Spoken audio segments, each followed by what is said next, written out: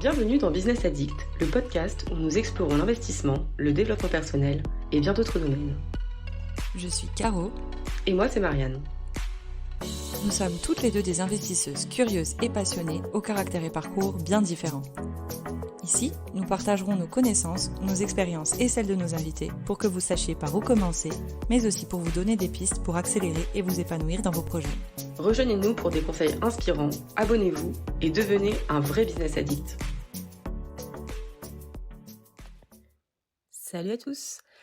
Résidence principale ou investissement, c'est souvent une question qu'on se pose, à juste titre d'ailleurs, puisque quand on commence, on essaie toujours de trouver le meilleur chemin. Mais c'est pas toujours facile en fait d'y répondre, notamment parce que ça dépend de la situation de chacun.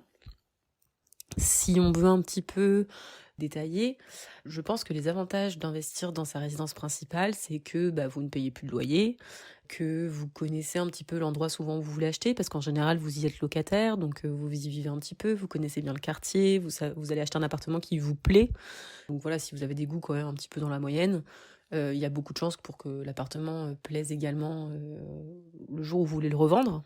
Donc c'est vrai que de ce point de vue-là, je pense que c'est un bon investissement parce que vous connaissez votre quartier, donc vous allez avoir tendance à acheter des choses qui sont mieux. Vous allez connaître la bonne rue, vous allez connaître le bar qui fait du bruit le soir, des choses que vous connaîtrez pas ou que des investisseurs ne connaîtraient pas en n'étant pas de ce quartier-là.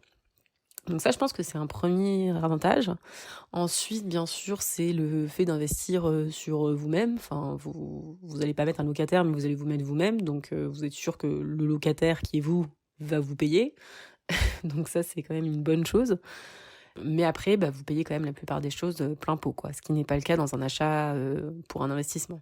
Voilà pour les avantages. Je dirais aussi peut-être l'avantage d'investir dans sa résidence principale, c'est vis-à-vis de la banque.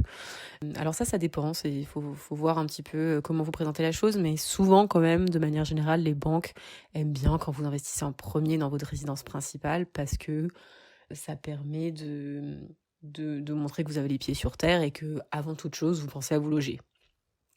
Donc voilà, c'est quelque chose qu'ils aiment bien. Après, pour les inconvénients, alors en fait, je dirais pas que ce sont des inconvénients plus que ça dépend en fait de vos projets personnels, mais comme principal inconvénient, vous avez le fait que du coup, vous êtes à cet endroit-là et que si vous voulez rester habiter dans votre appartement, il va falloir rester à cet endroit-là. Si jamais vous êtes dans un endroit où les prix de l'immobilier baissent un peu ou stagnent un peu, vous n'allez pas forcément faire une super affaire. Si vous êtes par exemple à Paris, ça peut être extrêmement compliqué en fait d'acheter à des prix raisonnables et donc en fait vous allez vous retrouver avec un appartement qui vous a coûté 400 000 euros et qui en fait en loyer vous rapporterait 1000 euros admettons, c'est à peu près ça les ordres de grandeur. Alors que si vous aviez mis 400 000 euros dans un immeuble quelque part, dans une ville moyenne, 200 000 habitants, ça vous permet à peu près d'avoir 6 logements dans un immeuble, 400 000 euros.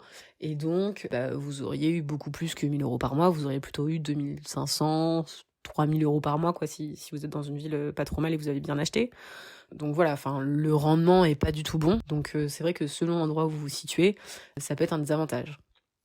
D'où l'intérêt en fait de bien se poser la question par rapport à votre situation personnelle et pas seulement par rapport à ce qu'un tel ou un tel a dit et ce que vous avez entendu. Pour résumer, si vous voulez investir dans votre résidence principale alors que vous habitez à Paris, faut être sûr de vouloir y rester, faut être sûr d'avoir quand même un bon apport, etc. A contrario, si vous habitez dans un endroit où l'immobilier n'est pas cher du tout, où il y a des potentiels de plus-value, etc. C'est-à-dire que l'immobilier peut potentiellement monter, effectivement, ce sera peut-être plus intéressant pour vous d'acheter dans votre ville. Parce que vous allez gagner, entre guillemets, le loyer qu'aurait payé un locataire dans une autre ville. Votre rendement sera bon, en fait, si vous voulez. Même si c'est vous qui payez votre loyer à vous-même, on peut quand même le voir comme un rendement. Après, l'avantage d'acheter de l'investissement dès le début, moi j'y ai vu un avantage de me dire, c'est toujours plus facile de dire au banquier, j'ai jamais emprunté, s'il vous plaît, prêtez-moi de l'argent pour un investissement qui est extrêmement bien construit, et ensuite de dire, oui, mais bon, vous voyez, mon investissement a très bien fonctionné, maintenant je vais acheter ma résidence principale comme tout le monde, vous voyez, c'est mon logement, faut me prêter, quoi.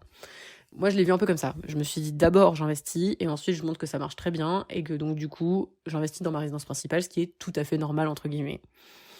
Après voilà, c'est chacun le fait aussi comme il sent, mais moi j'étais assez à l'aise avec ce discours-là. Et puis après, l'avantage d'investir directement, comme je le disais tout à l'heure, hein, vous pouvez choisir les meilleurs endroits. Vous n'êtes pas obligé d'investir juste à côté de chez vous. Vous pouvez choisir le meilleur quartier, vous pouvez choisir la meilleure ville, la ville qui sera avec le plus de potentiel de montée, avec le plus de rendement et qui vous fait prendre le moins de risques. Voilà, c'est assez. Je pense que c'est l'avantage le plus important. C'est ça, c'est de se dire je choisis le meilleur endroit, celui que je pense avec le plus de potentiel et le meilleur rendement risque. Voilà, selon ce que vous avez défini pour votre stratégie, hein. Donc ça, on en parle dans un autre épisode. Et je dirais aussi comme avantage le fait de pouvoir bouger quand vous voulez. Aujourd'hui, quand même, les emplois en général nous amènent de plus en plus à être mobiles. Et donc, c'est vrai que bon, si on vient juste d'acheter un appart, on a un peu des scrupules. On se dit, bon, du coup, je vais le louer, mais qu'est-ce qu'ils vont faire avec mon appart, etc. Enfin, il y a un peu d'affect. Alors que bon, si c'est pour investir dès le début, vous aurez en général quand même un peu d'affect pour le premier, je pense. Et après, vous vous en détacherez quand même beaucoup plus et c'est beaucoup plus simple de se détacher d'un locataire qui est pas sympa ou d'un locataire qui abîme quelque chose, etc. quand ça n'a pas été votre résidence principale et que vous n'avez pas des souvenirs dedans. Donc voilà, je pense que ça c'est assez important. Et puis d'un point de vue fiscal, je vais pas faire un cours de fiscalité ici, c'est pas mon métier et puis en plus ce serait un peu long. Mais d'un point de vue fiscal, notamment avec le régime location meublée non professionnelle, vous pouvez quand même déduire beaucoup de choses de vos revenus locatifs, hein, j'entends. Et donc en fait ne pas payer d'impôts. Donc si vous achetez un bien à 100 000 € et qu'il est remboursé par les loyers, au bout de 20 ans, l'immeuble est à vous, vous avez rien payé. Vous avez gagné 100 000 € et puis bon, plus la plus-value forcément. Si vous achetez votre appartement, vous aurez payé quand même le montant des intérêts, etc. Vous l'aurez payé pour de vrai, quoi. Enfin, vous l'aurez payé, avec de l'argent qui a déjà été imposé. Alors que sinon, vous payez les intérêts d'emprunt, etc. avec de l'argent qui n'a pas encore été imposé. Donc voilà, bien prendre en compte cet aspect-là. On pourra en parler plus en détail si vous voulez dans un prochain épisode. Voilà, c'était mon avis sur s'il faut investir en RP ou en investissement locatif. Je pense que voilà, c'est ni oui ni non, un peu une réponse de Normande. Ça dépend de votre situation, de votre projet professionnel, de votre projet personnel. Et donc, n'hésitez pas à bien poser tous les éléments pour pouvoir prendre la meilleure décision. Et puis, ne pas oublier aussi que c'est un peu l'opportunité des fois qui fait le choix. Merci d'avoir écouté notre podcast. Nous espérons que vous avez trouvé cette conversation intéressante.